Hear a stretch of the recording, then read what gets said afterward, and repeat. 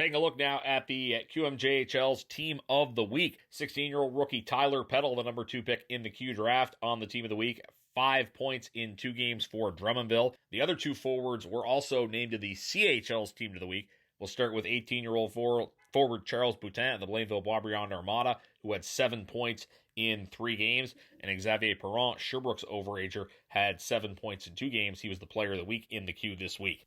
Blainville-Boisbriand, 19-year-old defenseman Miguel Torigny has been named to both the Q and CHL Team of the Week after 6 points in 3 games with a +3 rating.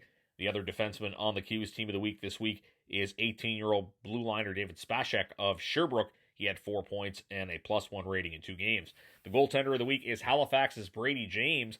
The 18-year-old netminder played just the 1 game, but it was a very good one as he stopped every shot he faced in a win for the Mooseheads.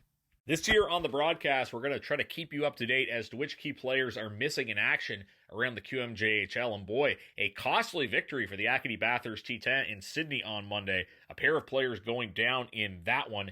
Defenseman Zach Bigger, the 18-year-old, now out for 2 weeks with an upper body injury. He was hurt in that game. He's in his 2nd season with Bathurst. He had 11 assists in 33 games last year. And Bennett MacArthur, the 20-year-old forward, expected to be out for 6 weeks with an upper body injury. He had 8 points in 5 games to start the season. Now, interestingly enough, Bathurst had 4 20-year-olds on their roster, including former Eagle Liam Kidney, who had yet to play this season. Well, Liam Kidney's certainly going to draw into the lineup with the news of Bennett MacArthur's injury. And obviously, we're happy to see Liam play, but not under these circumstances. So hopefully both of these Bathurst players recover quickly. But it is listed as 6 weeks for Bennett MacArthur.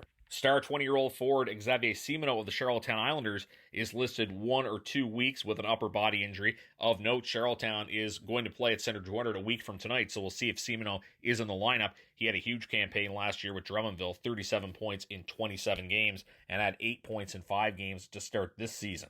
A few injuries out of Rimouski. The status of 18-year-old blue liner Tyson Hines is unknown as he has a lower body injury. Last season, he had 16 points in 33 games and was drafted by the Anaheim Ducks in the offseason.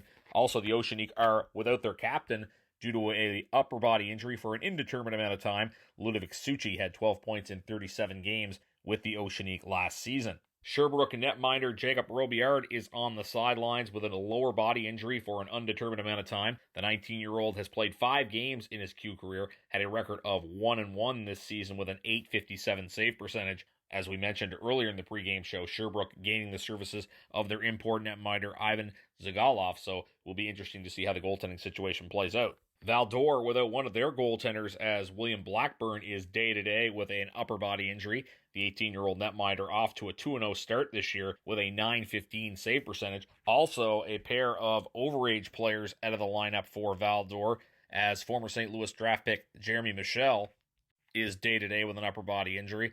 The winger had 25 points in 36 games for Val-d'Or last year. Also missing in action day-to-day is Emile Lauzon. The overage forward last year had 10 points in 35 games for Val-d'Or.